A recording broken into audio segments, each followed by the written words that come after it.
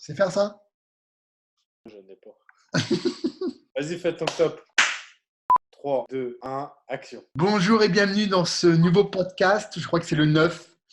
Et aujourd'hui, on va faire un podcast spécial questions de compétition. Donc voilà, on va faire un petit thème cette fois-ci. Puis la fois prochaine, on reprendra les questions plus classiques.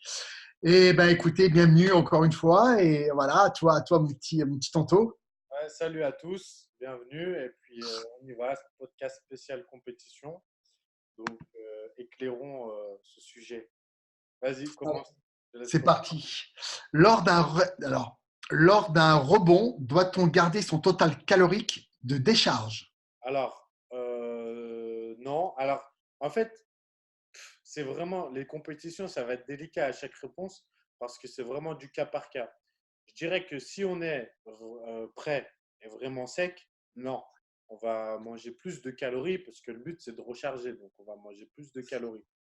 Par contre, en fait, si on manque de sèche encore, à ce moment-là, j'aurais tendance à remplacer les protéines et les lipides par des glucides. Mais du coup, est-ce qu'on peut, ouais, on peut appeler ça rebond glucidique, mais c'est plus un rebond en tant que tel parce que c'est pas un rebond calorique en tout cas.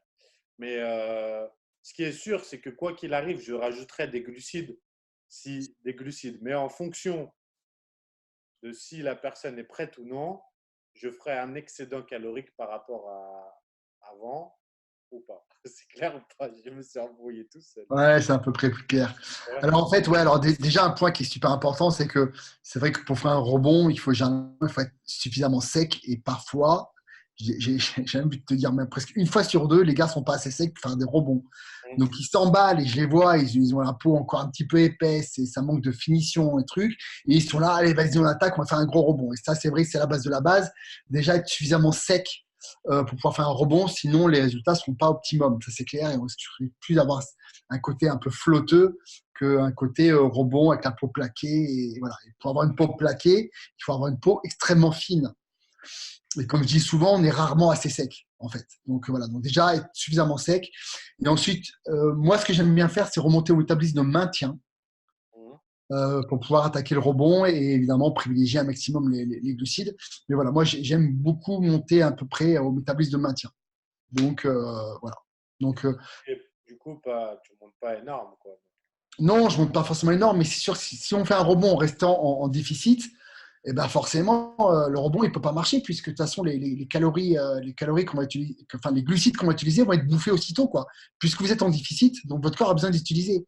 Donc voilà, au moins remonter au maintien, voire peut-être même un peu plus, suivant les cas, donc après, c'est du cas par cas, mais au moins au maintien, voire un peu plus. Si on est sec, ça rejoint ce qu'on dit. Exactement, voilà. Ouais. Donc Sinon, ça, c'est vaut mieux sécher au max jusqu'au jour J, parce que c'est ça, il c'est n'y a rien ça. de pire qu'arriver sur scène et pas être assez sec au pire, au final. Ouais, complètement, complètement. On ne jamais en étant pas Ouais. assez sec, quoi. C'est clair. Voilà. J'enchaîne sur la deuxième question. Serait-il judicieux d'arrêter tout type de boisson, type café, thé, maté, ou attends, au cours de la décharge? Ouais, voilà. Donc, au cours de la décharge, serait-il judicieux d'enlever le thé, le café ou le maté? Au cours de la décharge, Ouais, non, ça fera aucune diff. ouais, je suis d'accord avec toi. Non, il n'y a pas d'intérêt à tout enlever, hein. Ouais, non. Vous êtes habitué à faire ça. Ouais, des fois, on cherche un peu les petits détails et en fait, avec l'expérience, on se rend compte que ça marche pas comme ça. Ouais, c'est clair. C'est clair. Un truc où on n'est pas fan tous les deux, je pense, c'est aussi l'excès d'eau. Hum. Attention à pas boire trop d'eau, ça sert à rien aussi. Je vois les gars qui montent pareil avec presque des dizaines de litres d'eau à boire, que ce soit en décharge et tout, ça sert à rien de boire autant, quoi. Ouais, bah, je pense qu'on a eu fait aussi, mais on se rend compte que, enfin, eu testé, eu fait, et on se rend compte que c'est vrai que c'est pas forcément, c'est plus contraignant qu'autre chose pour pas plus de Ouais, résultats. puis je suis pas sûr en plus même que ça soit vraiment top. D'une sur la santé et même au niveau des résultats. C'est sûr, heureusement que c'est que quelques jours, quoi, en général. Mm, Heureusement. ouais. Seriez-vous pour ou contre d'enchaîner plusieurs compétitions, plus ou moins à 3 semaines, enfin plus ou moins 3 semaines entre les compétitions? Voilà. Alors, dans la théorie, ça se fait bien. Mais quand on rentre dans la pratique, c'est autre chose. Parce que quand on arrive, alors ça dépend dans la condition dans laquelle on arrive et comment on fait sa préparation, mais en admettant qu'on fasse les choses à fond et donc qu'on arrive sec dès la première, euh, finir une compétition, donc avoir fait le rebond, remanger plus et renchaîner derrière, c'est quelque chose de très dur. C'est quelque chose de très dur. Alors, si tu fais, je pense, une compète et puis une semaine derrière, tu en as une autre. Bon, il reste 7 jours, c'est déjà très dur, mais ça va.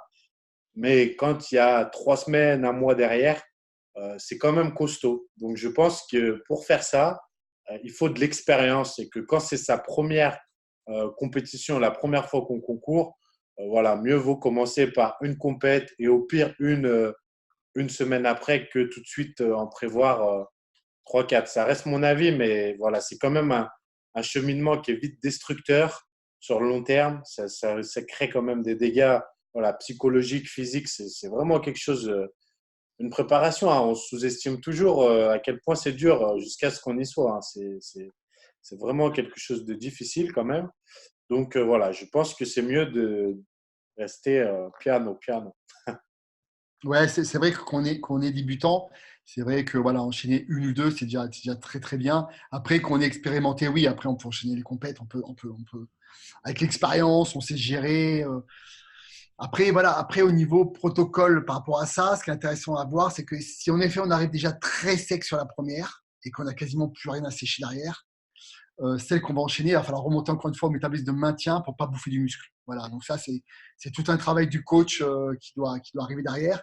Soit vous arrivez à votre première compétition, vous n'êtes pas encore optimal, optimum, je ne sais pas si ça se dit d'ailleurs, sur la première et vous manquez encore un petit peu de sèche. À ce moment-là, vous poursuivez après la sèche sur les compétitions à venir. Soit vous êtes déjà au taquet sur la première et là, il va falloir bien gérer la sèche. Attention à garder suffisamment de calories et de glucides pour ne pas entamer la masse musculaire, pour continuer être bien sur les compétitions qui vont venir parce que souvent, ce qui peut arriver, c'est que votre physique peut se dégrader tout simplement parce que c'est dû à la fatigue, dû à une fonte musculaire, parce qu'on continue le régime à outrance et que voilà, c'est des choses vraiment de. D'où l'important d'un coach qui va avoir un œil extérieur pour vous dire, OK, là, on continue à sécher un peu ou on stabilise. Donc là, le coach a toute son importance parce qu'on est rarement objectif souvent Ouais, sur carrément. nous-mêmes. Même à haut niveau, hein, même quelqu'un qui a l'expérience, qui a l'habitude. Moi, le premier, enfin, on voit toujours les défauts et on a du mal à être objectif. Et des fois, ben, le mieux, enfin, le plus est ennemi du bien. Non, ça se dit comment? Le plus est ennemi du bien? Non, le mieux est. Enfin, bref, t'as compris, quoi. Je pense que c'est le plus, c'est l'ennemi du bien. Ouais. Ouais, voilà, enfin bref. Privilégier la qualité à la quantité. Voilà, exactement. Donc, voilà. Après, d'un côté, des prépas de compétition, ça dure 3, 4, 6 mois avant. Et c'est vrai que se préparer juste pour une seule compétition avec autant de sacrifices, en plus avec des jugements des fois qui sont parfois aléatoires selon les compètes, c'est vrai que c'est dommage d'en faire qu'une seule. Donc, moi, je partirais au moins pour 2 compétitions. Voilà. Et puis peut-être plus si après on est un peu plus expérimenté. Voilà, en fait, ouais, ce qui va être déterminant, c'est le délai aussi entre chaque compète. Quoi. Ouais, c'est ça, c'est ça. Parce que, voilà, Ouais, il y a des avantages et des ouais. inconvénients. Plus il y a des cas, plus ça devient difficile à gérer quand même. Ouais, Ce qu'il faut ouais, ouais. dire est Bah, plus sympathique. faut tenir la distance sur la diète, quoi, sur la restriction, tout ça. Ouais. Donc après, si on fait la flexi diète et on mange du pain au levain et du fromage, ça va. Si on fait une vraie diète, voilà, plus dur, quoi. Oui, mais c'est là où le fromage et le pain a tout son intérêt, mec. Mais je pense que ça va faire des super compétiteurs avec des diètes au pain au levain. Continuez, les gars. Bouffez-en, bouffez-en, on se verra au compétition. On en reparlera. Ouais. Alors moi, j'ai une dernière question, après on passera à toi. Qui sont les juges en compétition? Hmm. Voilà. Intéressant. Alors, il faut un... Avant de répondre, t'es déjà mort de rire, toi. Non, parce que je me dis, il faut insulter personne, il faut, tu vois, non, je rigole. Non, ça dépend. En fait, c'est hyper aléatoire. Ça dépend de la personne qui sélectionne qui va juger la compétition, en fait.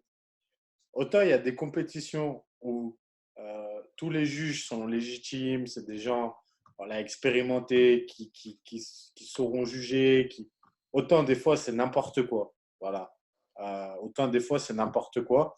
Donc, D'où l'importance de peut-être du coup enchaîner deux, trois compétitions à des dates très proches. Parce que du coup, ouais, compétition à une autre, mais je rigole pas, les résultats des fois peuvent changer, sauf mais si carrément. vraiment on sort du lot. Ça arrive, il y a des physiques exceptionnels. Le gars, il peut faire n'importe quelle compétition. Il sort tellement du lot que de toute façon, il gagnera. Mais après, sur des physiques où c'est un peu plus subtil, c'est vrai que c'est bien aussi d'enchaîner des fois des compétitions un peu différentes parce que les jugements peuvent être différents à cause des juges. Tu peux faire une compète la semaine avant, gagner, et celle d'après faire sixième ou septième. Hein. Ouais. Arriver, hein. Mais effectivement, il y a des juges. Alors après, dans les fédés type IFBB, il y a quand même il me semble, des formations à faire. Voilà, faut quand même être affilié. Mais ça veut pas, encore une fois, c'est pas parce que tu as un diplôme que tu es bon non plus, hein, mais ça amène une certaine qualité supérieure. Après, quand tu vas dans des compétitions un peu plus, bon, eux, je peux les tailler vraiment parce qu'il n'y a pas de souci. Quand par exemple, je suis allé au NFS, tu vois, qui est devenu le NFR, c'était une blague, quoi. Tu vois, c'était une blague. Déjà, c'est la première compète où je vois une compète démarrer à 5 juges et finir à 2, Ah merde, déjà. Et ensuite, comment tu juges une compète à 2, quoi. Tu vois, mon téléphone. 2, ouais, il va répondre. Merde. Donc, par exemple, au NFR, les jugements, ils avaient démarré à 5, ils ont fini à 2. Après, ça avait fait scandale d'ailleurs après la compétition. Il y avait eu tout un tas de choses que les jugements ne tenaient pas debout du tout. Donc, c'était à la fin celui qui organisait la compétition qui choisissait qui gagnait, en fait. Bon, bref, ça, voilà. Donc, tout ça pour dire que c'est très dur de savoir à l'avance. Il faut soit connaître à l'avance peut-être la liste des juges ou voilà, faut bien se renseigner ou avoir déjà fait la compétition. Il y en a quelques-unes quand même où les jugements sont sérieux. Peut-être que toi, tu peux en citer, tu en connais, mais voilà. Mais quand c'est IFBB, quand même, ils ont des torts, mais en général, quand il n'y a pas de favoritisme, c'est c'est plutôt sérieux. Après, Ouais, ben, pour revenir à l'IFBB, parce que voilà, bon, alors c'est des personnes qui passent des stages pour être juges. Hein, donc, euh, le truc à l'IFBB, et souvent les gens ne comprennent pas, c'est qu'il y a des critères bien précis. Et quand qu'on passe des stages pour être juge, on apprend en fait aux futurs juges ou aux juges actuels euh, qu'il y a des critères très précis à respecter. Voilà. Et ça, c'est important parce que souvent, il y a des gens qui vont par exemple à l'IFBB et pensent venir avec des critères d'une autre fédération et ils se plantent, alors qu'ils ont de très bon physique, et ils se plantent parce qu'ils ne correspondent pas à ces critères-là. Donc là, il faut faire très attention. On va prendre un exemple qui est très simple, qui sont les bikinis en IFBB amateur, hein, donc je ne parle pas de la Pro League, hein, je parle vraiment de l'IFBB amateur, ils demandent vraiment des filles très fines et pas du tout musculaires et voilà, très très fines. Et vu qu'il y a des filles qui sont peut-être un peu trop toniques ou trop musculaires, elles sont tout de suite évincées, même si elles ont des physiques qui sont très impressionnants et même des fois supérieures même à la première ou quoi. Donc voilà, il faut faire très attention justement à ces critères-là parce que avant tout, ça c'est aussi le rôle d'un coach, c'est vraiment d'envoyer son athlète vraiment en fonction des critères qu'on demande par rapport à la compétition. Voilà. Donc ça, c'est chose important. Ensuite, tout ce qui est Grand Prix, généralement, c'est souvent les juges sont des anciens athlètes. Voilà.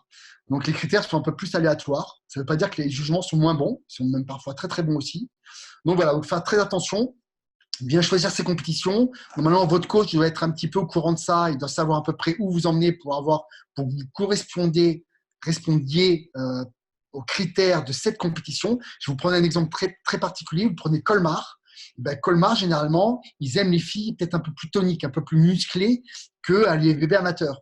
Donc, si vous avez une bikini qui est légèrement un peu plus musclée, elle aura peut-être plus de chance à Colmar, qui reste juste un grand prix, que peut-être qu'il y a l'IFBB où elle risque de se faire recaler. Si pareil, vous avez une bikini qui est très fine, très svelte, un peu fille de l'Est, elle aura peut-être plus de chance à l'IFBB amateur qu'à Colmar. Encore ça, bon, ça reste très avec des pointillés parce que moi, j'ai vu des athlètes, elles ont tout gagné, que ce soit IFBB ou Colmar, voilà, parce que ça sortit du lot et que voilà.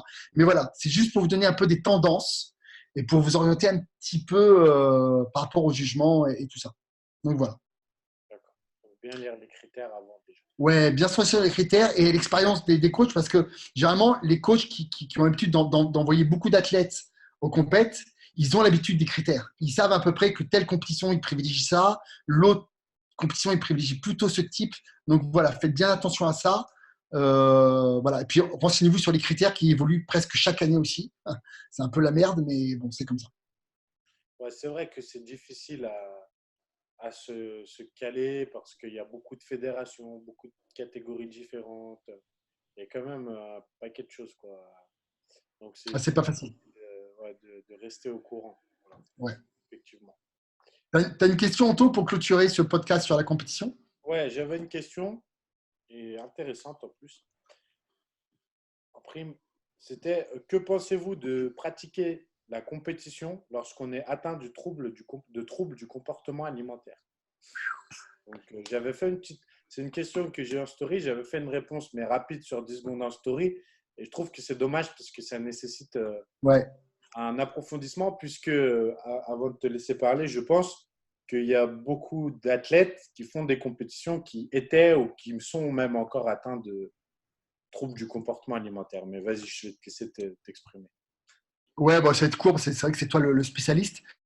Moi, je pense, hein, je pense que quand on a des troubles, on a toujours des troubles actuels.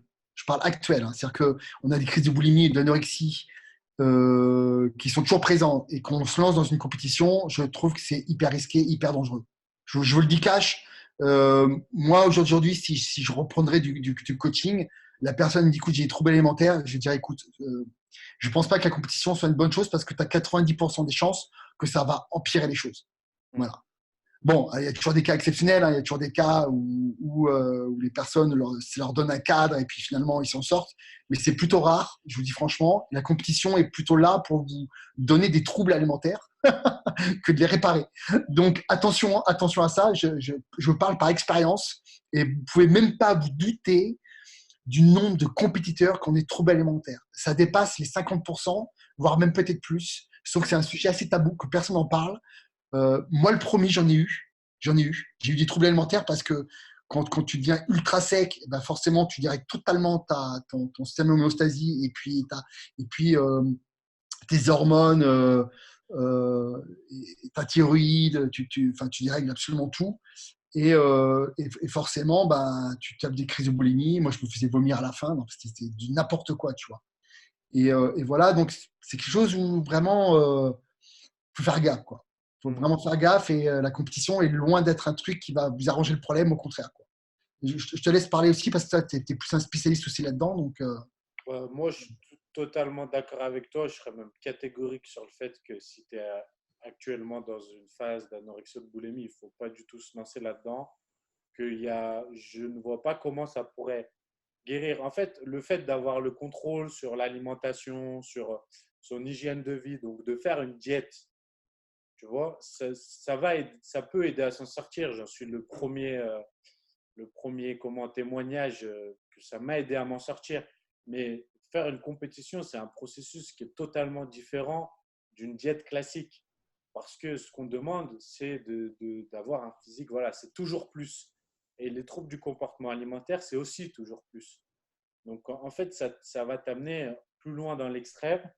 Et le problème, voilà, c'est pas forcément le pendant, comme tu l'as dit, mais c'est l'après. Et moi, je pense que ça peut être que dévastateur et qu'il ne faut pas se lancer dans un objectif de compétition si on est atteint de troubles du comportement alimentaire. Déjà que si on en a été atteint, qu'on est clair avec ça, qu'on a guéri de ça, comme moi par exemple, qui n'arrête pas d'en parler, qui dit ouais, je suis guéri et tout ça, ma dernière semaine de compète, tu vois, c'était vraiment, je ne sais plus trop dire si c'était de la diète ou de l'anorexie, tu vois, je voulais plus recharger, quoi. Non, non, je ne mangerai pas, je ne mangerai pas. Je rechargeais la veille au soir à 22 heures, tu vois, parce que la TMAR me dit, allez, vas-y. Mais donc, tu vois, en fait, tu guéris, je vais pas, tu guéris jamais totalement à 100% de l'anorexie et de la boulimie. Ça reste toujours une partie de toi, tu la contrôles, tu vis avec, mais tu es toujours à un doigt de pouvoir, un doigt c'est peut-être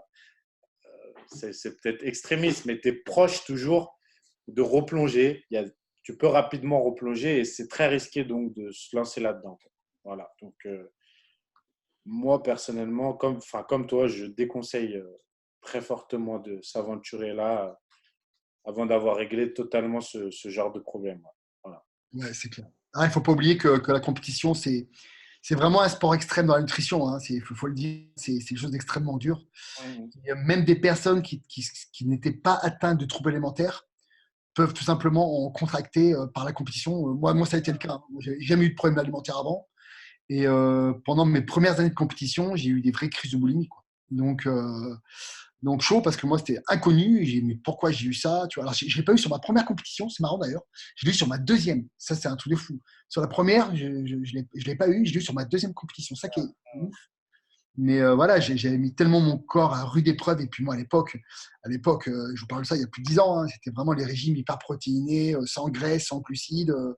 Enfin c'était hardcore, quoi. Hein, donc voilà, c'était pas le plus optimal. J'avais mis vraiment mon métabolisme dans les chaussettes, complètement la thyroïde complètement explosée, métabolisme complètement à plat, la leptine totalement déréglée, c'est-à-dire que je mangeais, j'avais l'estomac qui allait exploser et mon cerveau me disait avale, avale, et comme je ne pouvais pas avaler parce que je ne pouvais plus avaler, je me faisais vomir pour pouvoir remanger derrière. Donc c'était un délire complet, quoi. Donc, alors qu'à la base, j'ai aucun trouble alimentaire, quoi, tu vois. Donc attention à la compète, c'est pas chose d'anodin. Et entourez-vous de personnes aussi compétentes, quoi. Et voilà, parce que on n'en parle pas assez, hein, mais voilà, c'est des choses que touchent quasiment un compétiteur sur deux, voire trois compétiteurs sur quatre, quoi. Ouais, c'est un sport extrême qui amène dans l'extrême surtout. Je veux dire, voilà, toutes les dérives que ça peut apporter, ça amène dans l'extrême. Autant ça peut avoir de très bons côtés, bien sûr, sinon on n'y serait pas, mais ça amène aussi des dérives très malsaines, quoi. Ça peut amener à des Ouais. dérives très malsaines, donc il faut être vraiment vigilant, ouais, c'est sûr. Parce que souvent, ça peut mal terminer, quoi. Il y en a qui, par exemple, l'après, ils deviennent des obèses, quoi. Ouais. Ils étaient secs et ils deviennent des obèses, hein. Il y en a qui reprennent 30-35 kilos des fois, enfin, tu vois. Et voilà, on en a vu plus d'un et plus d'une, hein. Ah ouais, ouais, c'est clair. Il y en a beaucoup que tu vois 1 an ou 2 ans après, et ils sont restés gros. Hein. Ils n'arrivent plus en plus à redescendre, quoi. Ils Ouais, n'arrivent même ouais, pas à redescendre, ouais, quoi. ouais, ils ont plus, ouais, ouais. Ils ont plus le truc, mais c'est dur, hein. Pour prendre la Ouais. diète derrière, c'est dur. Et Ouais, encore une fois, il faut pas les critiquer, hein. C'est parce que c'est vraiment un sport extrêmement dur et que des fois, on se fait tellement mal que le corps, il te dit fuck, quoi.